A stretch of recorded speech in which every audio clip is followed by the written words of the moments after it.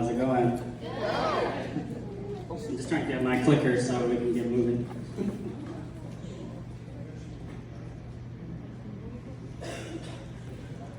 Thank you. All right. So,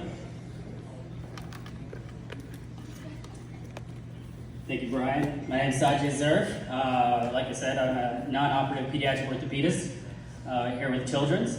I'm just here today to talk about a mom's guide to concussions. So first, I know we're all on the same page, but I want to get on the same page. So first, I want you all to think of a whole number between 1 and 10. Okay? Thought of it? All right, we're going to do some mental math. Or you can use your napkins or something.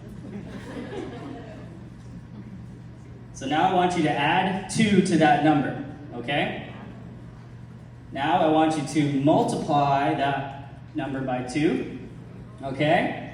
Now subtract by 2, and then you divide by 2. Still there? Maybe?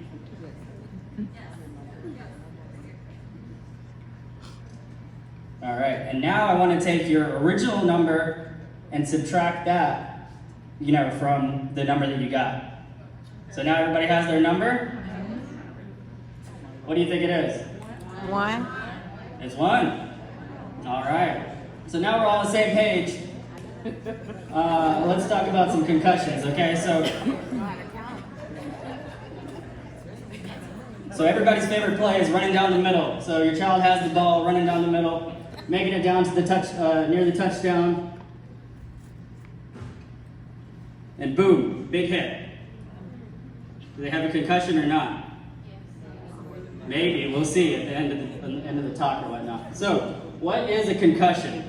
So, a concussion is a traumatic brain injury that can happen from a blow, a hit, or anything that jars the brain, and this can cause an invisible injury that can cause mental or cognitive delays in functioning.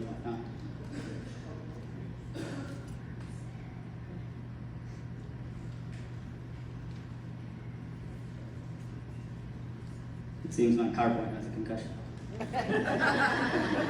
So concussions aren't to be taken lightly. They are very serious matters. And so here we're just going to watch a video real quick of Patrick Mahomes getting hit. So tell me what you guys see here. There's screens everywhere. So he got hit earlier in January. What are you seeing? Dizziness, trouble to getting up. Watch him over here, he's stumbling a little bit. Watch his face when they zoom in real quick. His eyes are like this. All right. So, did he have a concussion? Yeah, probably did, yeah. And he was out for a week after that. Wow.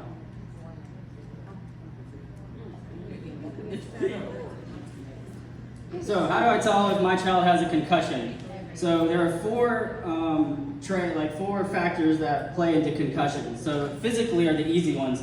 So, you can see headaches, nausea, dizziness. Mentally, you can have fogginess, feeling slow. Sleep disturbances is a big one as well, where you're having trouble sleeping, difficulty falling asleep or even staying asleep. And then emotionally, you can have issues where you're being irritable or frustrated or even sad. So it's not that they're just being a teenager, but it could be that their concussion is manifesting in those manners. So do I need to rush to the ED or urgent care if my kid has a concussion?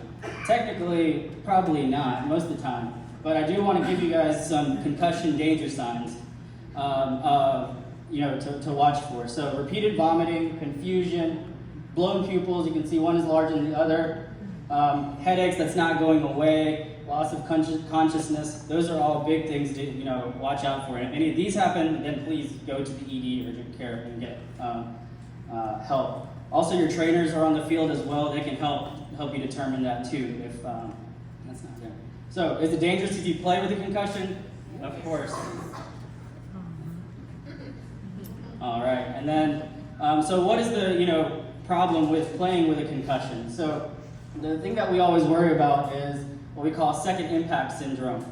And what's happening here is that the healing brain is gets a minor blow and then potentially could lead to brain swelling, paralysis, and even death. But this is very rare, fortunately. But we do worry about this. Yes.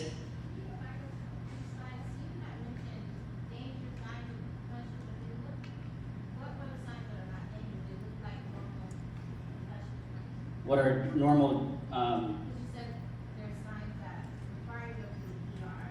The normal signs from concussion. So like the headache and things like that? Yeah. Yeah, so the headache one would be more of like if the headache is worsening or if the headache is just not going away at all.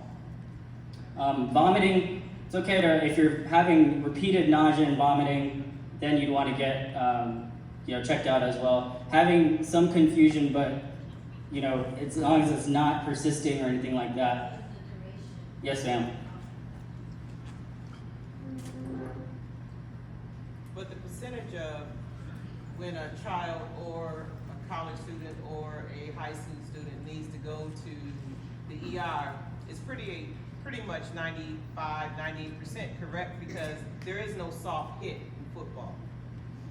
There's no soft hit, but most of the time you can probably set an appointment up with your PCP, a close appointment, and you could be okay. Because if you go to the urgent care or ED, they'll probably just make sure everything is good, and then probably do the same thing anyway.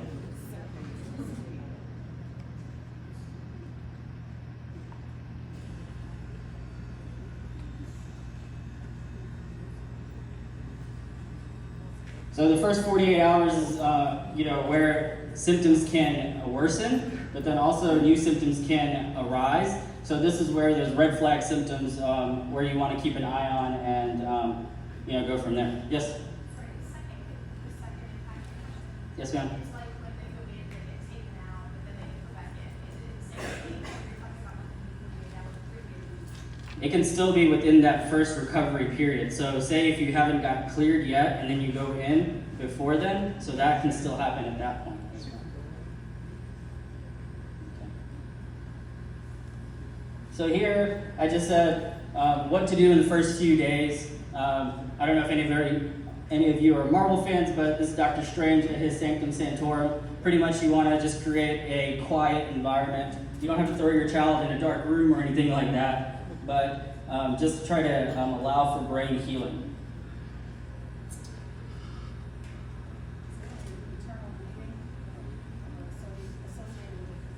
No, ma'am. There's no eternal bleeding associated with concussions. Fortunately, a concussion is a functional injury, and it's not a structural injury, so we don't have to worry about like brain bleeds or bruises. But if any of those red signs pop up, then you do have to worry about potentially like a brain bleed or whatnot. Okay, and then this is also where very hard to do, but try to avoid as much excessive screen time as possible. TVs, laptops, computers, phones.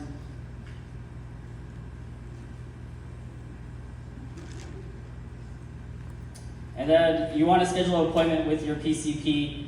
Most are pretty comfortable with seeing you within pretty quickly, and if not, ask them to refer you to a pediatric sports medicine physician. And the big thing is you want to make sure you want to keep your appointment even though your child is feeling better, because then they can track you quicker and clear you quicker as well. The other thing is let them rest. There's you want to make sure that we're not waking your kid up like every hour or so after a concussion. You want to let their brain rest and make sure everything is good there. Yep, sorry?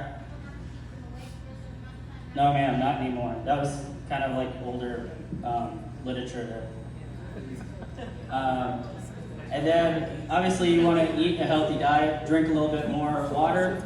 Sometimes you can have nausea, so you want to make sure that you're offering small amounts of food and small amounts of clear fluids every 3 to 4 hours, just to keep them hydrated and whatnot. And then once you're starting to feel better, you want to start to do some non-strenuous activities. So taking short walks, and sleep is still important as well, so let the brain heal. What's the duration of time? For sleep? No, for the time to heal. So everybody can be different, of course. Usually they say the first 48 hours is where most of these things can get worse and whatnot. So there's not like a set, hey, everybody's gonna follow this timeline, unfortunately. Once you're starting to feel better, you want to try to do a little bit of homework. Try to activate that brain a little bit. Just do it in small spurts. And then, once you still don't have any symptoms, let them play some video games. Let them do some screen time. That'll help with the emotional part of the concussions. Return to school is important as well. The big thing to remember there is that you don't have to be symptom-free 100% to show up to school. So this is where your physicians can help out with writing letters for accommodations like extra breaks, more time on tests, avoiding assemblies and loud noises. This can help for that. And then, big thing to remember, just showing up to school doesn't mean you're showing up to play as well, so you need to get cleared for that. And then, obviously, if you get hurt that same day, kind of like earlier, you don't want to get right back into the game the same day, right? And then I always talk about wanting to return to normal schoolwork before returning to play, because if school doesn't happen, play doesn't happen most of the time. And then this is really hard to see, but this is our protocol, for football specifically. There's 7 steps of returning to play. It's a graduated step. I just wanted to show you all that we have it. It's on our website as well. It'll be at the end. And then obviously get physician clearance. This is a big one that I just want to make sure that your school is aware of problems, or that your kid had a concussion, because sometimes teachers don't know that you got a concussion and trying to figure out why your child is not wanting to do homework, or has a headache and not paying attention in class. So it's important that the school administrators know, the coaches know, everybody's on the same page.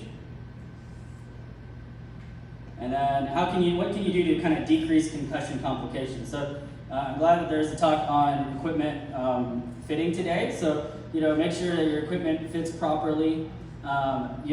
Big things about helmets though, there's no one helmet that prevents a concussion, okay? Helmets do a great job of preventing skull fractures, face trauma, and chipping teeth. They don't prevent concussions, but they do decrease the chance of concussions. That's why it's important to make sure that you're fitting them appropriately. Sorry?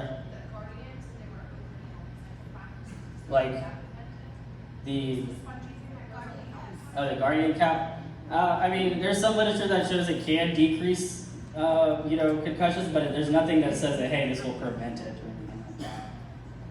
And then the other thing is that, you need to listen to your coaches, practice good technique. Can't wait to see you all try to tackle some people, so I'm super excited today.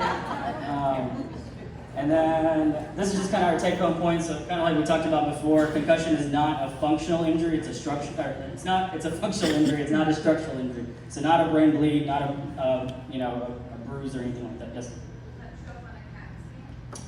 No.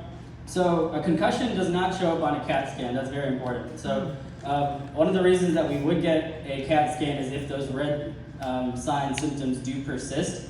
That would be one of the reasons to get a CAT scan. Otherwise, because a concussion happens at the molecular level, it does not show up on an MRI or CT or anything like that. And then here's those red flag symptoms again that we kind of talked about. This is just good. I like this graphic from the CDC. It said, concussions, when in doubt, just sit it out. Okay? And then make sure that you get cleared by them. And then the last one is that make sure you use a team approach or whatnot. So this you can see, the athlete is in the middle. You have your parent, your school, your coach, your athletic trainer. So everybody's here to help out your athlete. And we want to, everybody wants the best for them, of course. And then here's like, a nice slide as well.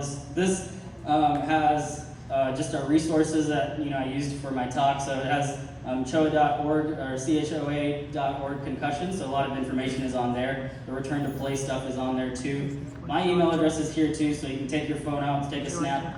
Feel free to. Our phone numbers are up there. The concussion nurse number is up there too, so feel free to do that. And then also the CDC website has a good information with the heads up program up there too. I practice on the north part of Atlanta, but I have partners everywhere. So that should be all. Cool. Let's go.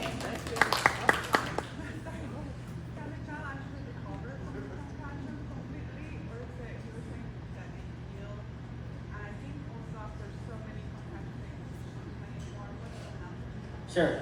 So your question was, is there a number of concussions you can have before you have to retire, pretty much? One question. Okay. The other one is the concussions actually heal. Okay. So after a concussion, does your brain heal up? From a structural standpoint, because we can't see it on CT or whatnot, we're really going by function. We're looking at symptoms.